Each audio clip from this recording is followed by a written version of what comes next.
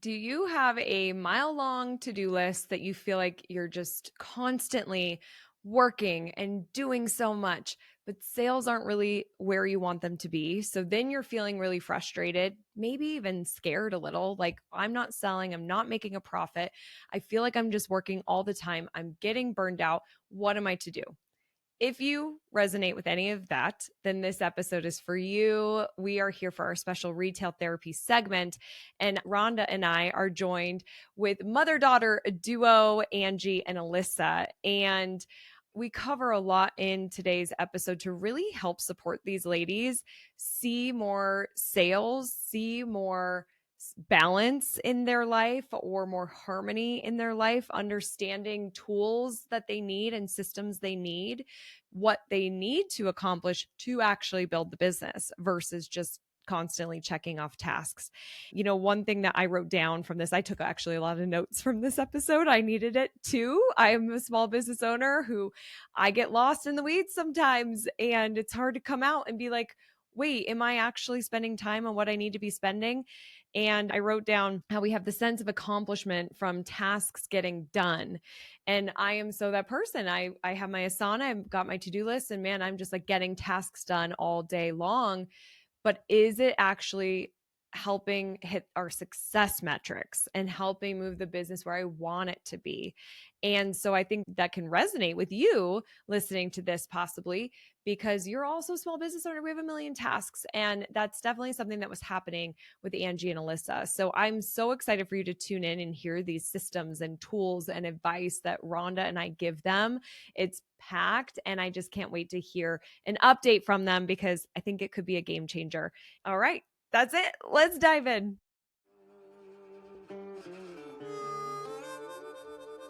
Welcome to Rooted in Retail. I'm your host, Crystal Vilkaitis. Here we have engaging and informative conversations with successful indie retailers and industry experts. Together, we learn, connect, and grow. Don't miss our live after the show every Tuesday night in the Rooted in Retail Facebook group. All right, here's today's episode. Hello and welcome to our special segment, Retail Therapy, where we are giving therapy to retailers, even though we are not actually therapists. I brought on my dear friend, Ronda Renee, who is a business coach and life coach, and she is here to help our retailers with a challenge today. And I'm just so grateful that we have retailers who are willing to open up with their challenges and get some live coaching on the spot. So with that being said, Angie and Alyssa, welcome to Rooted in Retail. Thrilled you're here. Will you take a couple of minutes and just share a little bit more about you, your store, and then let's dive into this challenge that you need some help with today? Yes, thanks for having us. Thank you for having us. So my name is Angie, and this is my daughter, Alyssa. We are both interior designers, but we do have a retail store that is Blue Dahlia Designs. We're in Webster Groves, Missouri. We are a home decor, furniture, gift, and floral arrangement, artificial florals that we sell. We also talk about our interior design service throughout that also that we can help with, but we do a lot of in-store help as well, just people coming in and asking us questions, and we love helping our customers. Love it. Love it. And what's on your heart? What's on your mind? What kind of challenge can we help you with today? Well, I will say we opened about 5 months before COVID hit, and so it's been 5 years now. We just celebrated our 5th anniversary, which we love what we do. We've met amazing customers. We feel like we've helped a lot of people in our area, but we still just we're still struggling. The store is a success on its own. It's still just the two of us and family members helping us out. But I would say recently what's really been getting us a little down, as much as we try to be positive about things, is we get people in and they love our store. They rave about it. They talk about how amazing it is. But I feel like we're struggling with kind of getting all of them back or getting repeat customers. When we do get the repeat customers, they stay with us for a long time. We've got a loyalty program in place that people love and they really relate to and they really like. But I don't know if there's some part of us that feels like, oh, we should be doing more. We should be doing more. There's all this stuff we could have been doing, but it's like a time situation where we just don't feel like we have the time, or like we're in the store working for the business, in the business, but we could be spending the time working on the business. And I do a lot of the social media. She does a lot of the behind the scenes accounting and stuff. And we feel busy all the time, but we want to be there for the customers and we want to try to grow that. But it's like we just don't have time. But then it nags at us like, oh, we could be doing more. So I think we both struggle with that, especially right now. But that's kind of, I would say, the biggest thing we're trying to work through right now. Okay. And I bet some listeners are like, "Oh, I can relate." So this is very good. And Rhonda, I will have you take it away from here. And of course, I didn't have you do an intro because I feel like everyone knows you from our past episodes. But if you do want to give your intro, and then let's dive in. Yeah, you bet. Well, hopefully they heard the other episodes too, but I am Rhonda Renee. I'm founder of divinenavigation.com.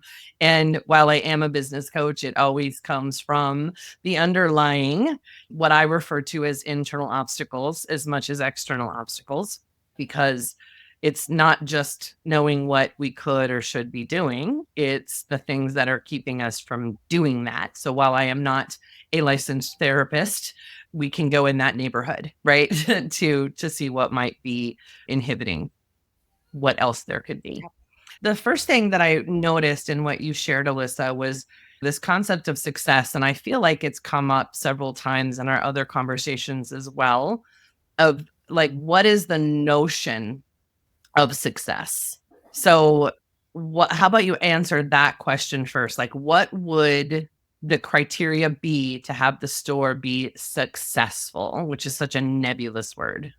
I guess Making a profit. Yeah. There's the obvious, making a profit. And I think for us, a lot of the success would feel like as if we could have a little bit of our life balance back. And I know that's such a thing that I'm sure every business owner says, but I feel like we just feel like we're constantly going. So to feel like the store is able to do things on its own and hold its own without the constant work and effort from us, and us to be able to enjoy some of the stuff again, where right now the stuff we love about the store is still there, but it's buried amongst all the other stuff we feel like we're trying to get done. I guess that's why I would say. I would feel like the store would be a success then. Right. Yeah. And Angie, I missed what you just said. I just said profitable because I Right. do the bulk. It. So Okay. profitable would be helpful. Yeah. Yeah. That is That's what hangs over my head is the profitability. Got it. And that is the baseline definition of a business, right? Is that it makes a profit. So we will assume that's in here. And what's interesting, though, is that all the other elements that go into what each individual deems a success will help contribute to that profit, right? So the life balance conversation, life balance is a misnomer because it says that all things are equal, and they're not. So I like to think of harmony or equilibrium instead. And the hardest thing for a business owner generally, and I was just having this conversation a mere hour ago in one of my business in your soul groups, is at what cost are certain things coming? So like what cost to your life has been incurred? And that doesn't mean that you have to stop doing what you're doing or, that you're not running the store, but noticing where you can create your own boundaries and structures about how much you're working, when you're working. So what does your work schedule look like for each of you? We are both in the store. We're open. The store is open 6 days a week. We close one day.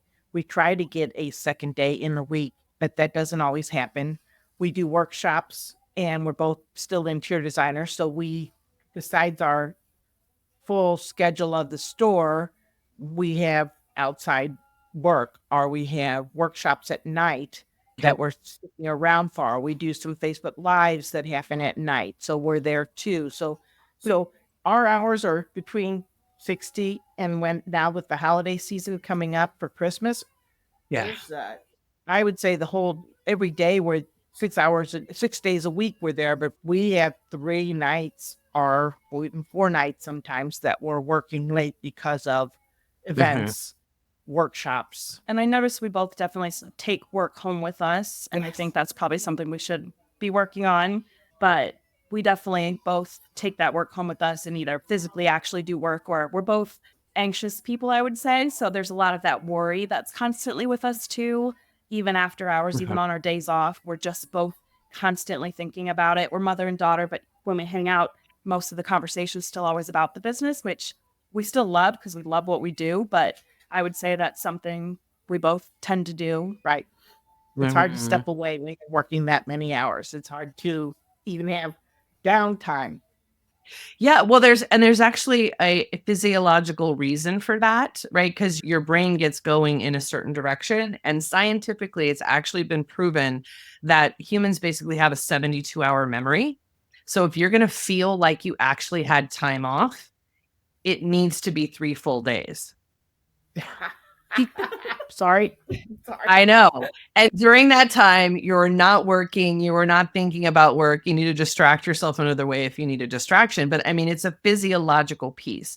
So while it seems absurd or perhaps impossible, one of the things I would encourage you to look at is alternating that, right? Like, how can each of you get 3 full days?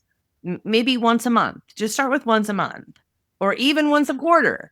But being able to, because there's 2 of you, right? Like that's a huge advantage. But that 3 full days is the only time when we feel like we can really like let down. So 4 would be even better, but it needs to be 3 full days. And then there's a self-management component to this because you have to discipline yourself to be off work when you're off work. Not easy. I totally get that. Right? Crystal's agreeing, like it's so hard to do. And what it makes such a big difference to, and it's harder for us business owners. And like I've worked at home for almost 30 years, except for 1-2 year period where I wasn't working in a home office. And so it's harder to separate things in these certain scenarios. It makes it even more important. So what else could you talk about? Like, how can you support one another? You know, if you're having a family dinner, to someone brings up the business and we're like, no business talk. This isn't a business dinner. And I know they seem subtle and I know they, like I said, they seem like overly simplistic. But first and foremost, we need to protect your well-being because if your well-being suffers, then you can't take care of the business. So we need to take care of you first. So that's the first thing that I saw. Right. Any comments or questions? That makes sense. It makes sense. We probably know that we need to do that. It's just, it is definitely a hard thing to do. I can see where the 72-hour thing would help though, because even a full day off, even if I make sure I do nothing related to the business, I try not to think about it. It never feels like enough. And I'm like, I had the whole day, but I can see where you really need that 72 hours just to actually Decompress. decompress and feel that relaxation. So that I'd like to try to get that figured in our schedule because I can see that really helping. Because I think burnout's a big thing for us too, since we are going constantly and you don't feel like that day off really was a day off. So that's fascinating. Well, your brain hasn't downshifted. Like literally, your brain can't downshift in that amount of time. It's just not enough time. So I love that. Please do that and report back and let us know that you did it and let us know how it went. And each of you should get that on that regular interval.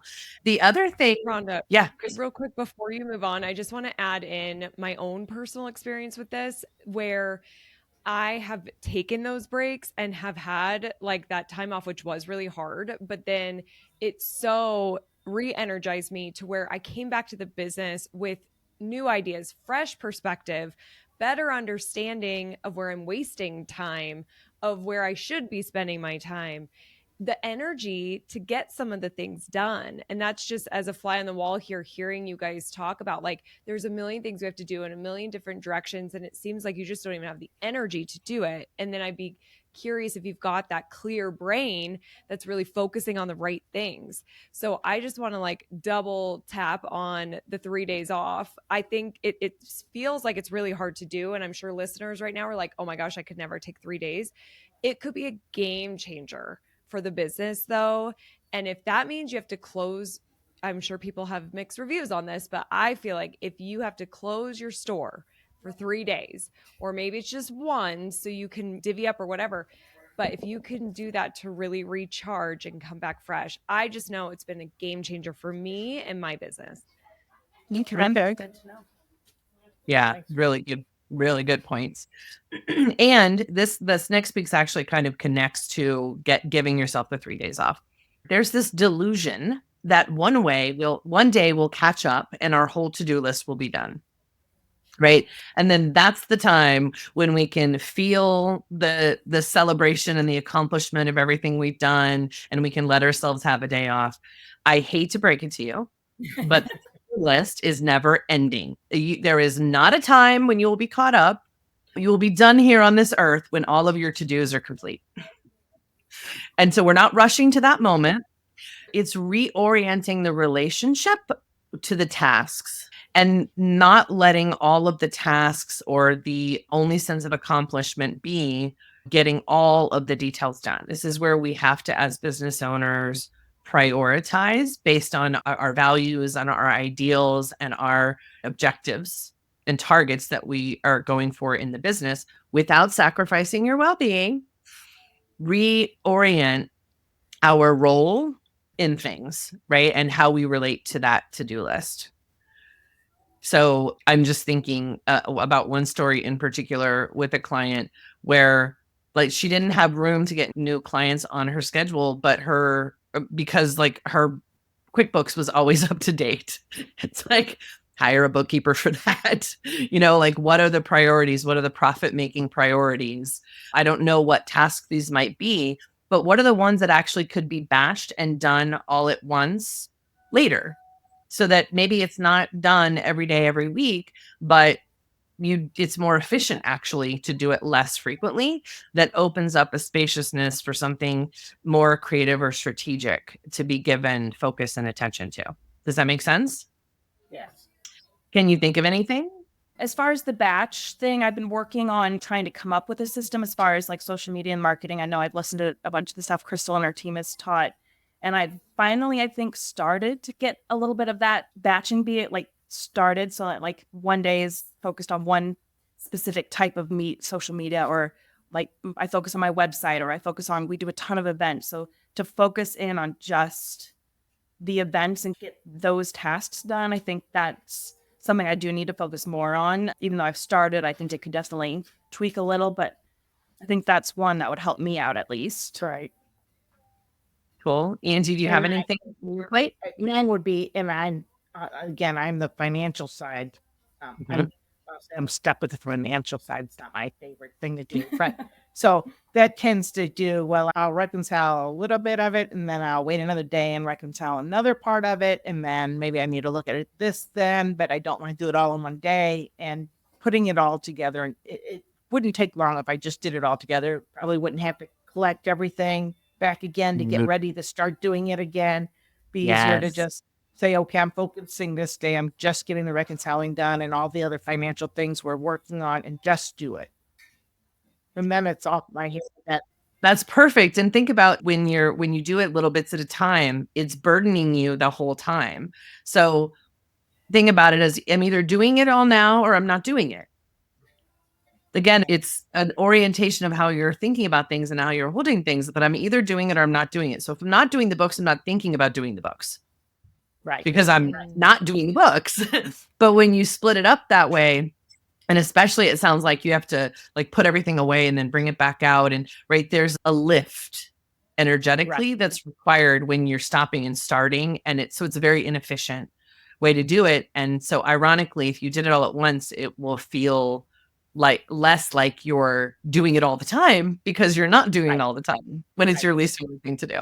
And then I would also encourage you to just check and see. I mean, you might be surprised at how inexpensive a bookkeeper is.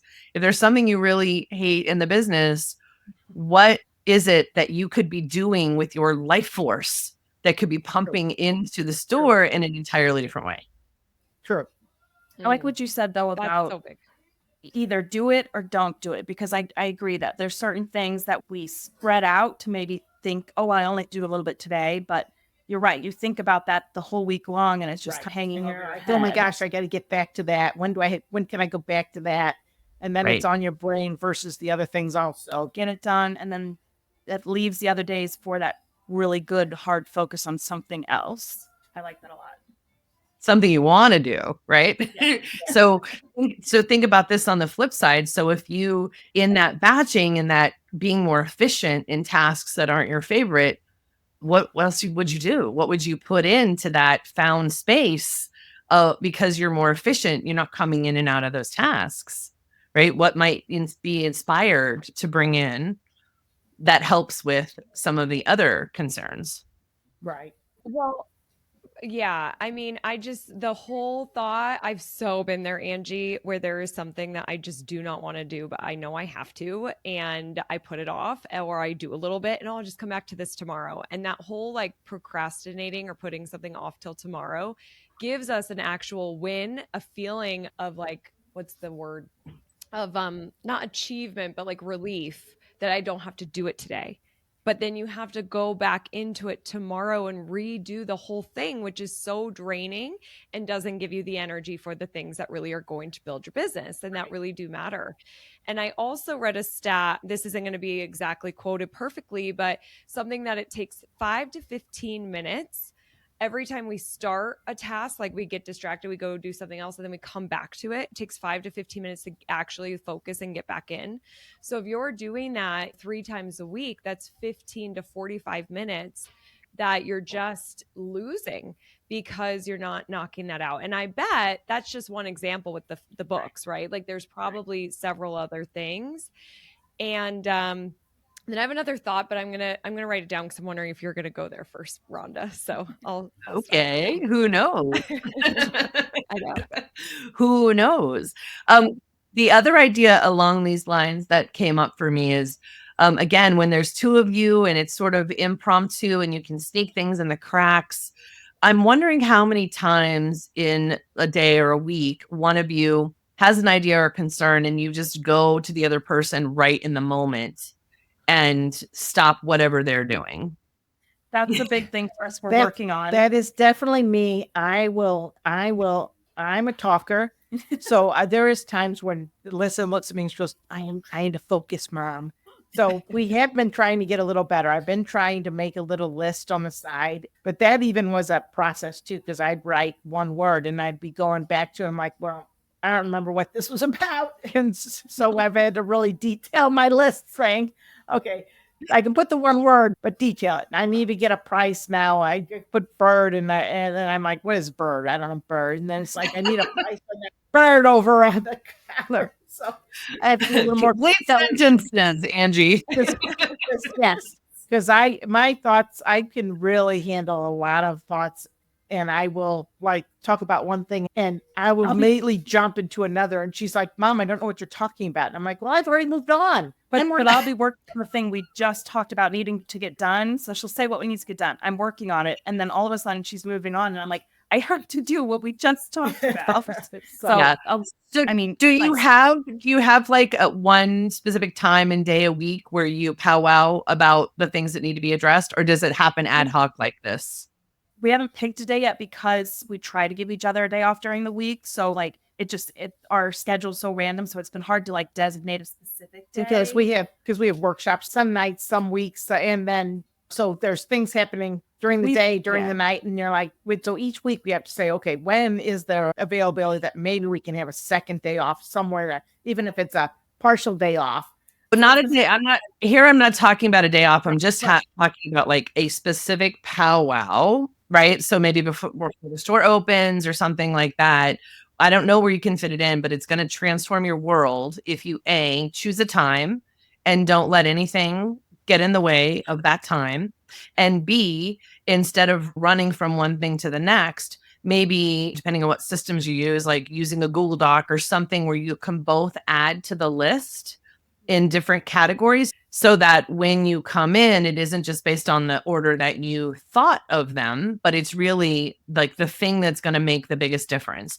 Decades ago, I read this book by Brian Tracy, super little book called Eat This Frog or Eat That Frog, I think it is.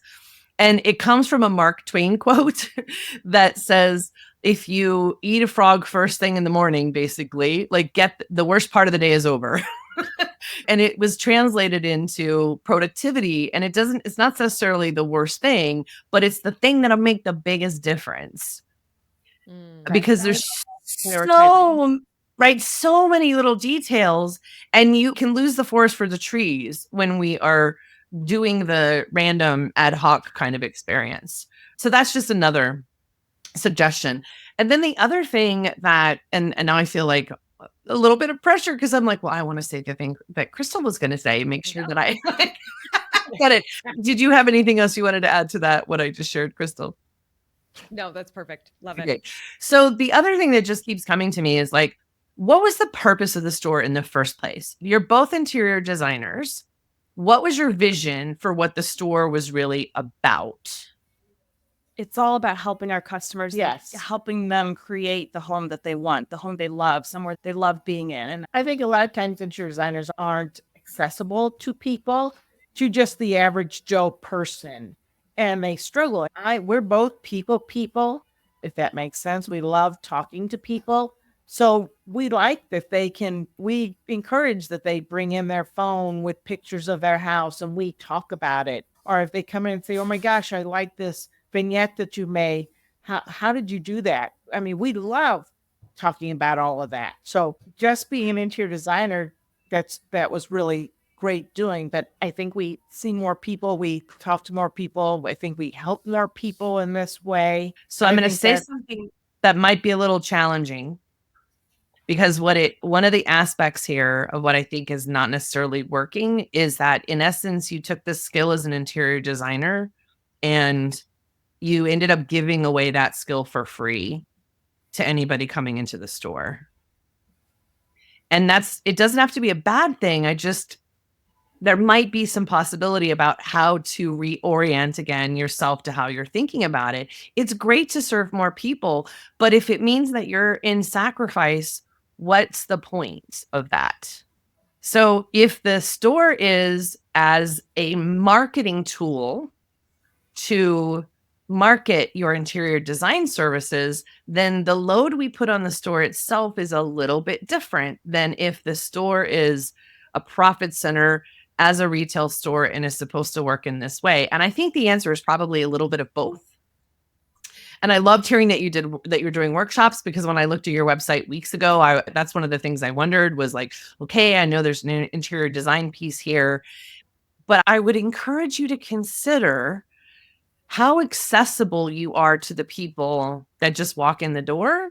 And might there be another layer that you could add of a consult, not just in getting their actual decor together, right? The pieces and the parts, but if they don't come to the workshop, or if they come to a workshop, they get a certain element of that. But could you consider what it might look like to give them an hour with an interior designer versus having to fully hire you? But at least then we've added another profit center to the store, and people aren't just getting your services for free, because a little bit it feels like that. Like you opened a store so you could give away your services, and then we hope somebody will buy something. yeah, that's interesting to think about. Yep. And kind of see where the balance is, because we like that it sets us apart from other stores because we give that advice. But I can see where maybe we're giving too much too fast all of a sudden to everyone, and maybe we scale it back a little bit and still offer some of that, but make it a little more profitable too. Yeah, I mean, because that was the first request, is like, this needs to be profitable. So you could even say like Tuesday afternoons, right? Oh, what's the word that we could use?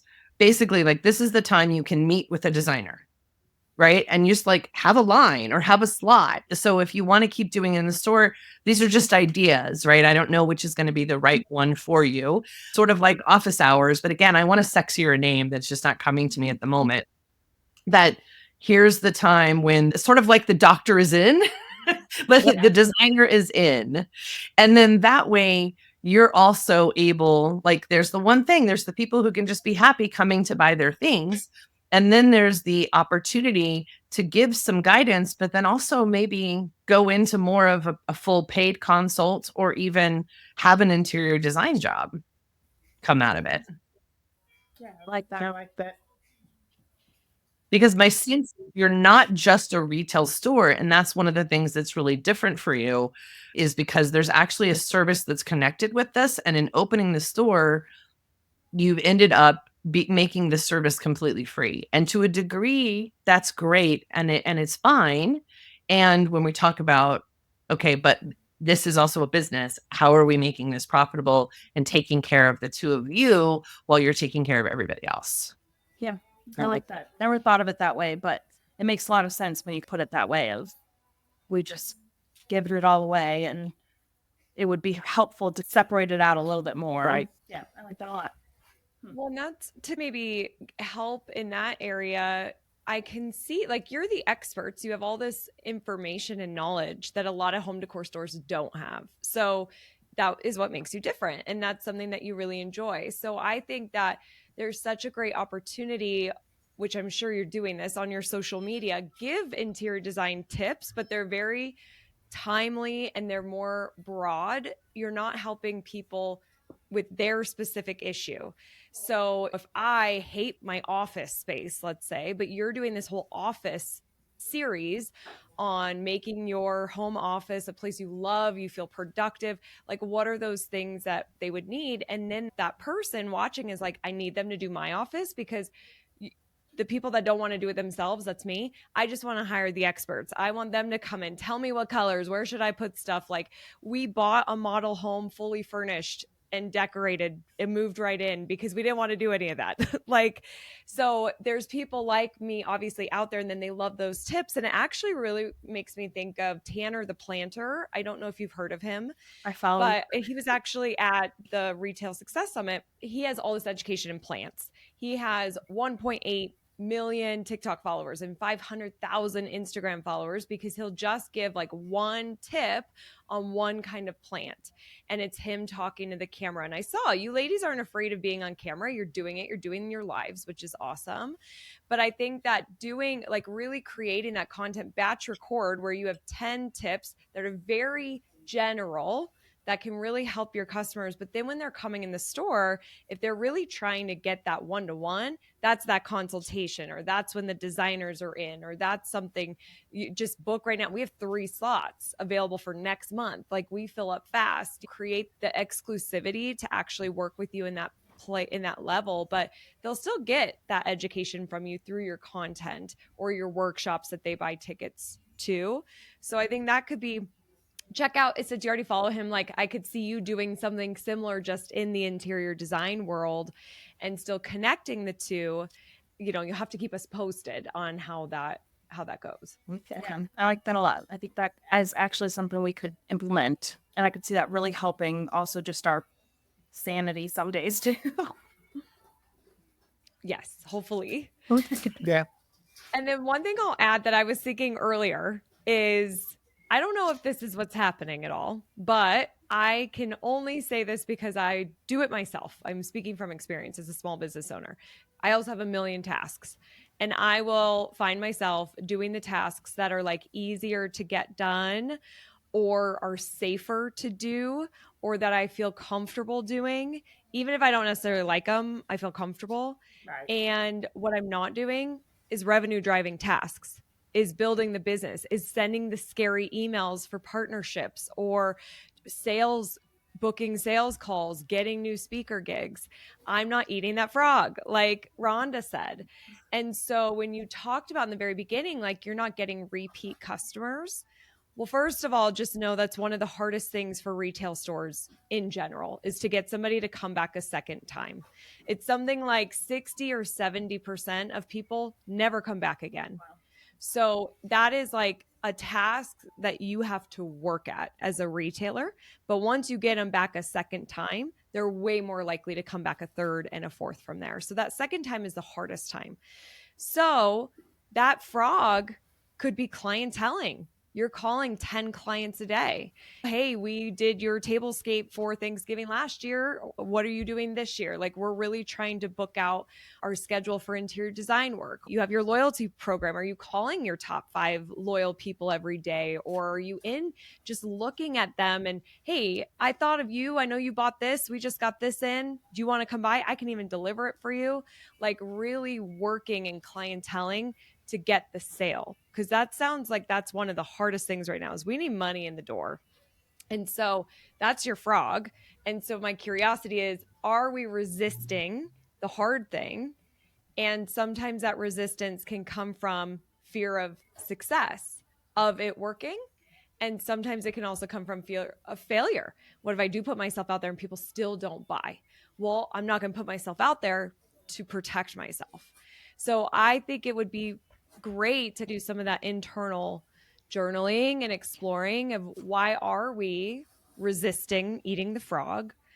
And if it is around success, read the book The Big Leap. That's a really great book. We'll link to it in the show notes as well. But that was the other thing that came up for me, Rhonda. What do you think? Absolutely. The idea of who we're going to become, that was another note that I had actually taken from a different angle, is it can feel very self-important to be just busy in the business. And that makes us feel like we're doing something that's making a difference. And it's not necessarily making a difference on the revenue generation. And for most business owners, I know no matter what industry we're talking about, like what got us here never gets us there. And having to reorient our own identity, which usually has to be like, I'm integral in this piece, I can't give it up, and shift into the business owner mindset of what is most strategic and has the biggest impact. And almost always the thing that we're avoiding is going to be because we're going to get rejection in some way, right? Like there's I always refer to it as love is going to be withdrawn, but someone liking you or buying from you or saying good things or not good things about you, like those are all forms of love in terms of our system, like how we metabolize it. And the thing that we, especially as women, have the biggest fear about is being ostracized or rejected. And because it literally was integral to our survival at a certain point, right? As society has evolved. And being able to own your role and position. That's why, like, what I'm really called to is for you all to both reclaim your status as interior designers, and the shop is feeding that versus the other way around. Okay. I like that. A whole different way to think about it and spin it, I guess. But, Right. If that Okay. feels right to you, right? Like, I'm not here to be the authority of what's right in your Right. business, but also to give you some other things to think about. You've given us a lot to think about. Then my work Good. here is That's done. helpful. Yeah.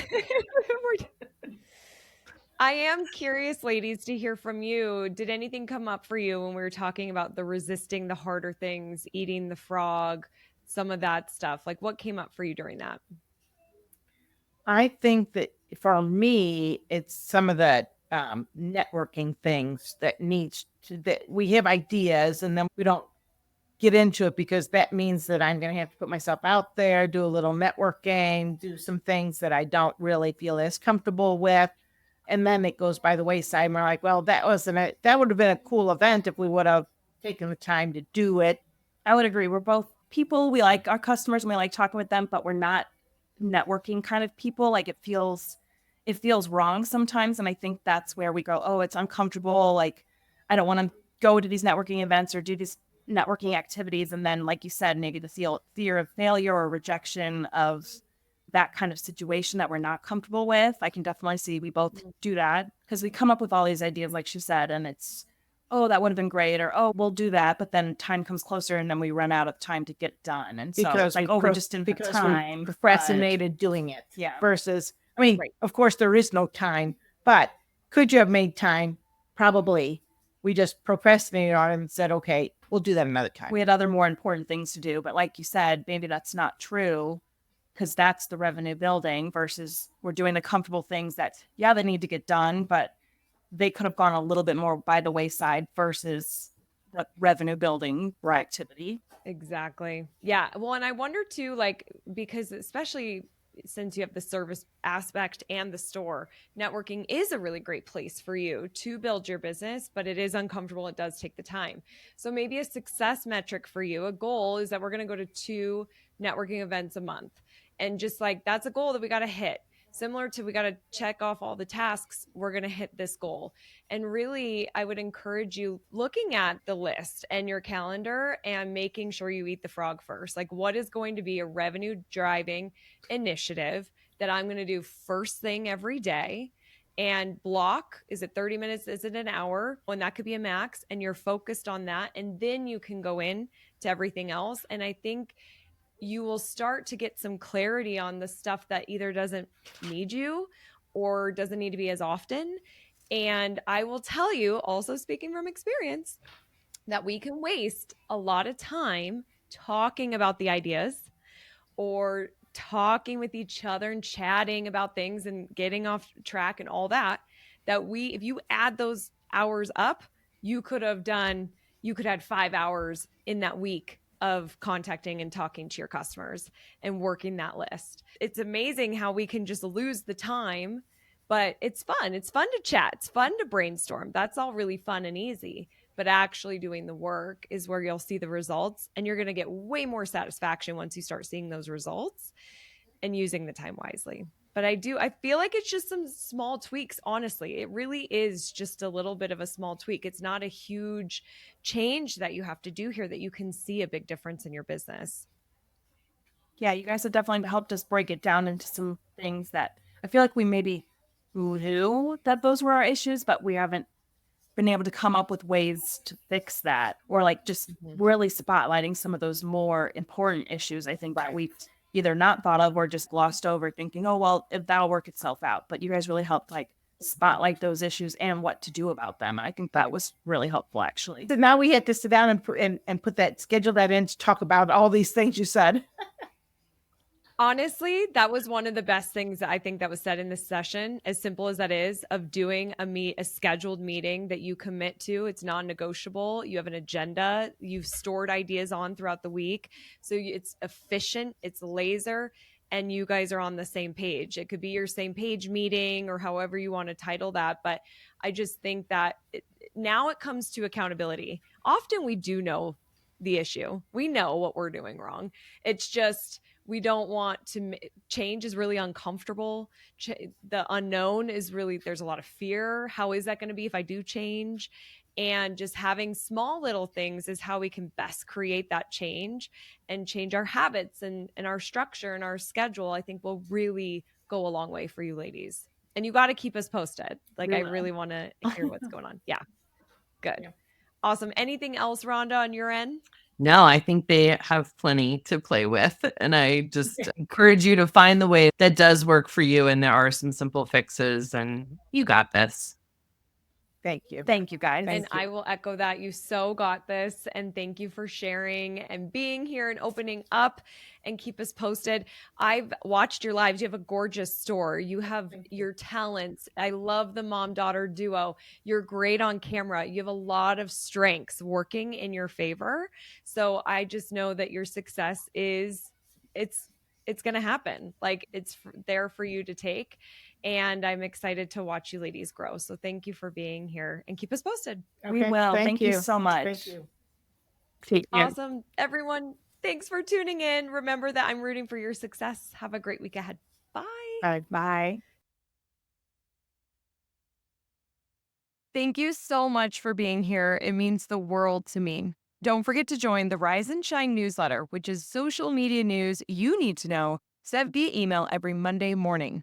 Go to crystalmediaco.com/rise to join. And don't miss the newest episode of Rooted in Retail, which drops every Sunday morning.